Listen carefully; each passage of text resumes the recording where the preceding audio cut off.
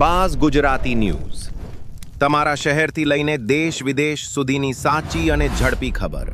Buzz Gujarati news હર હંમેશ સત્યની સાથે।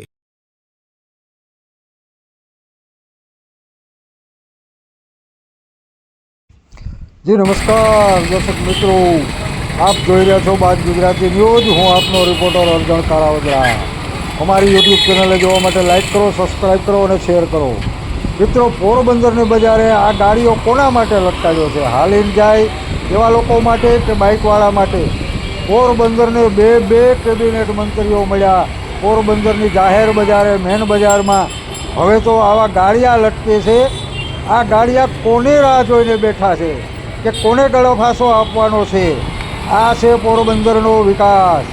પોરબંદર જૂની કોર્ટની સામે આવેલ પટેલ બેલ્ટ ટ્રેડર્સની સામે આ ગાડીઓ મેન બજારમાં લટકી રહ્યો છે વાયરનો।